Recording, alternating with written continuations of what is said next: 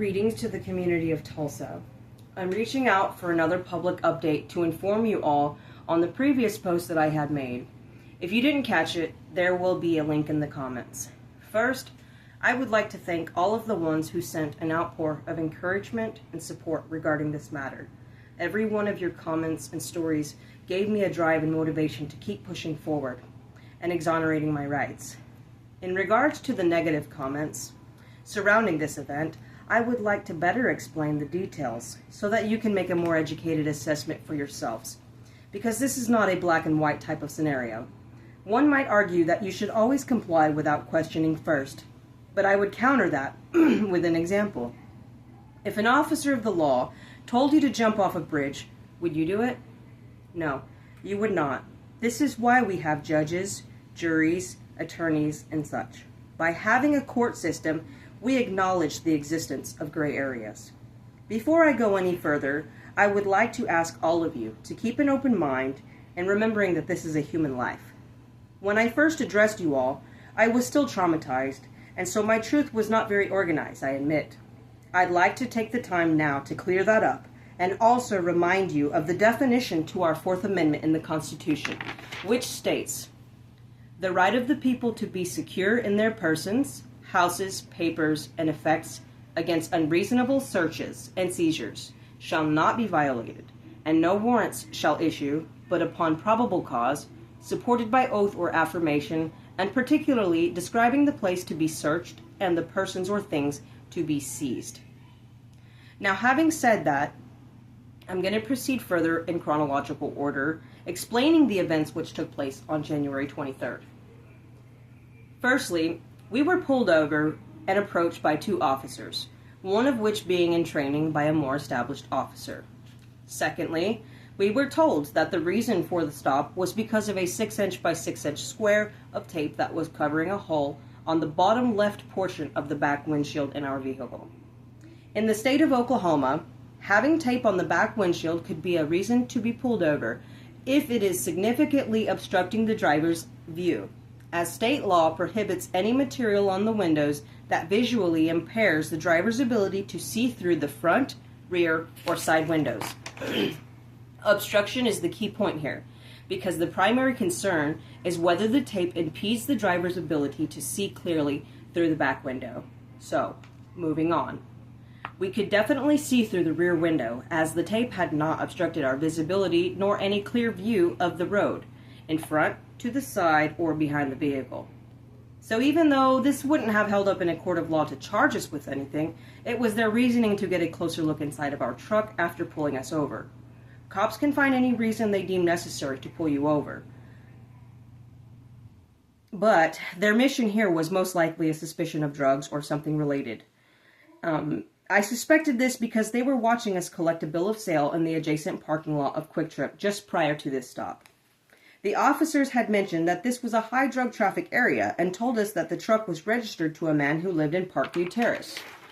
Michael, the driver, had then explained the truth to these officers that this was the very same man who we had purchased the truck from and were picking up a bill of sale from.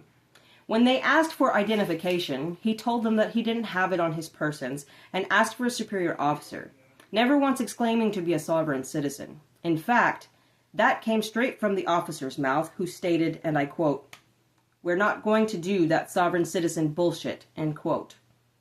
After removing us both from the vehicle and already being informed that he was in fact carrying a weapon on his persons, the officer's attention seemed to shift towards anything that they could use to incriminate us there going forward. Now, I'm not asking you to side with me or any one individual here, but I am asking you to only look at and consider the legalities of what took place during this traffic stop event by event. From here, outside of the vehicle, we were both afraid and scared, only trying to defend our rights to know what it was that we were doing so unlawfully. So, before explaining why, and that part is very important, they instructed Michael to put his hands up against the vehicle. Within his rights, he asked them why. First, at any point in time before this moment, they could have disarmed him. We were both afraid just as much, if not arguably more, than these three officers now. When he asked the officer why they wanted him to put his hands against the vehicle, they took that as a sign of resisting. And he, just as much as any of you, deserve to know why in that moment that they made this request of him. When they didn't explain this, they drew their tasers, and his fear caused the fight or flight defense mechanism to set in. He ran from the tasers, and when the officers chased him, he had both hands in the air with his back turned to them. The official report stated that he was making outwardly motions as if to reach for a weapon, except he did not reach for any weapon, and they were not shot at, and they did not load on their firearms until he was getting over the fence. During this scene, the officer could be heard saying, "Shoot him, rookie! Fucking shoot him!" End quote. So after being injured, because EMTs later confirmed that he was shot through each leg, he managed to fearfully evade what he believed to be an attempt at his life. So, it was only until now, at this point, that you all, as a community, were informed by the media about a high-speed chase and pursuit, and that is where they decided to enlighten the public. Forwarding to now, he is currently on hold because a U.S. Marshal was tipped off to his whereabouts. He was arrested without force and without resisting. Now, from here going forward, I'd like to explain the credibility of the charges made. It said that he was in possession of a firearm in the commission of a felony. He is in fact not a felon, nor has he ever been in a federal penitentiary. The charges they're referring to was from a prior deferred sentence unrelated to this case. He had completed this sentence and was only still needing to pay off the remainder of the court fees. So with everything I have explained thus far, I trust that you all, as a community, can make a more informed judgment on what they allowed you to know. I am humbly asking all of you to just keep a more open mind to these kinds of things happening all around us. I found out days later after this stop that I am expecting a child with him, and so you can only imagine the stress and compression that this traumatic experience has caused me. I personally have worked very hard over the past few years to have a better life after suffering from severe depression, and I am a recovering addict, and I am now trying to support myself alone, as well as to be an advocate for his truth.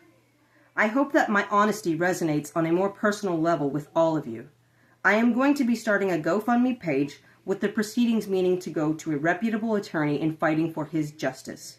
His life should have never been at stake, and I ask you all to look into your hearts at this moment rather than into your wallets first, because it is my mission to free him from this injustice.